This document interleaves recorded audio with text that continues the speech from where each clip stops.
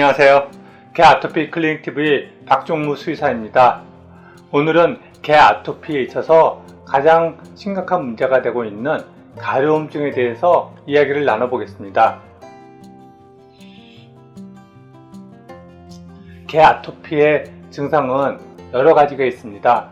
비듬이 심하게 떨어지는 경우도 있고, 이 개 아토피가 심해지면 피부가 이렇게 코끼리 피부처럼 태선화가 되는 경우도 있습니다.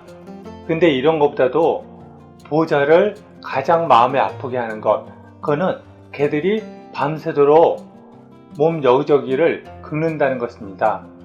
이 가려움증, 이것이 반려견도 그렇고 또 보호자의 마음도 매우 안타깝게 합니다. 이러한 가려움증은 알러지 가정 중에 발생하는 히스타민이나 다양한 화학물질 때문에 발생합니다. 이 아토피에서 가려움증을 이해하는데 혼동을 주는 것은 알레르기와 아토피의 구분이 명확하게 이루어지지 않아서부터입니다. 알레르기와 아토피, 이 둘을 간단히 살펴보면 알레르기는 원인이 명확합니다. 땅콩이나 꽃가루, 그리고 새우나 낙지와 같이 이러한 것들에 알레르기가 있는 사람들은 자신이 어떤 것에 알레르기가 있는지 압니다. 왜냐하면 살아오면서 몇 번 이러한 것들에 알레르기를 겪다 보면 자신이 그런 것에 대해서 알레르기가 있는지 알게 됩니다. 근데 아토피는 알 수 없는 혹은 이상한이라는 이 어원에서 볼 수 있는 것처럼 아토피의 원인은 명확하게 알 수가 없습니다. 알레르기와 아토피는 둘 다 매우 가렵습니다. 그래서 알레르기와 아토피에 혼동이 생기는데, 그로 인해서 많은 사람들은 단백질이 아토피의 원인이라고 생각하고 반려동물의 경우 단백질을 가수분해한 이런 다양한 처방사료를 먹입니다. 하지만 저희 동물병원에서는 알러지 원인을 찾기 위해서 알러트 패널이라는 검사를 실시하고 있는데, 이 검사를 보면 이렇게 단백질에 알러지 반응을 보이는 경우도 있지만 이와 같이 전혀 단백질에 알러지 반응을 보이지 않는 경우도 있습니다. 이렇게 전체적으로 봤을 때 단백질에 알러지 반응을 보이는 경우는 극히 드뭅니다. 면역과 관련된 질병 추이들을 살펴보면 1960년대 이후로 급격히 다양한 면역 관련 질병들이 증가하였습니다. 또 국내의 알레르기 비염이나 아토피 환자를 보면 2007년 이후로 꾸준히 증가하고 있습니다. 이런 것들이 단백질에 대한 반응이 변화되어져서 그럴까요? 그렇지 않습니다.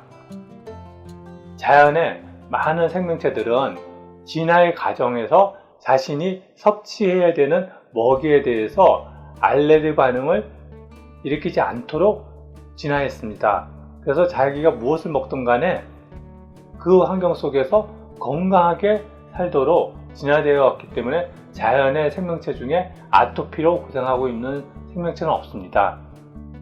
그러면 아토피의 원인은 무엇일까요? 제 사례를 이야기해 보겠습니다. 저 같은 경우 동물병원에서는 아무 문제 없이 건강하게 잘 지냅니다. 제가 예전에 몇 년간을 가려움증으로 몹시 고생을 했습니다. 그 원인은 저희 집 내부 인테리어를 했는데 저희 안방에 이렇게 붙박이장을 설치했습니다. 그러고 나서 안방에서 잠을 자거나 나중에는 저희 안방에만 들어가도 조금 있다가 등 뒤가 붉긋붉긋해지고 머리도 붉어지거나 팽진이라고 부어오르기 시작했습니다. 그리고 가려움증도 엄청나게 심해지고 그렇게 한참을 고생을 했습니다. 그래서 나중에는 안방에서 잠을 자면 너무나 가려워서 새벽에 잠을 잘 수가 없었고, 그래서 결국 마루에서 잠을 자고 그렇게 한참을 고생하다가 나중에 이런 회사의 공기청정기를 사용하고 나서 상태가 훨씬 호전되어졌습니다. 하지만 이 공기청정기를 사용했다고 해도 근본적인 문제는 완전히 해결된 건 아니고 많이 편안해졌지만 그 약간씩의 가려움증은 몇 년간을 갔습니다. 그래서 집 공사를 하고 나서 한 4년인가 5년이 지나서야 그 가려움증이 덜해졌습니다. 또 이 센베 과자라는 것을 좋아했습니다. 그것은 어렸을 때 저희 아버지 아니면 집에 온 손님들이 종종 사와서 그 추억 때문에 좋아했는데 근데 지금은 먹지 않습니다. 그 이유는 언젠가부터 손가락 끝이 엄청나게 가려웠습니다.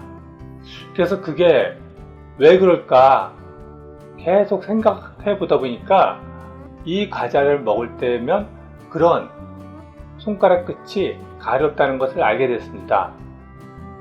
결론은 옛날에 먹던 것과 지금 길거리에서 트럭 같은 데서 파는 요 과자가 생김새는 똑같은데 옛날에 먹던 과자하고 요 과자하고 뭔가 안에 들어간 것이 달라졌다는 것입니다. 무엇이 달라졌을까요?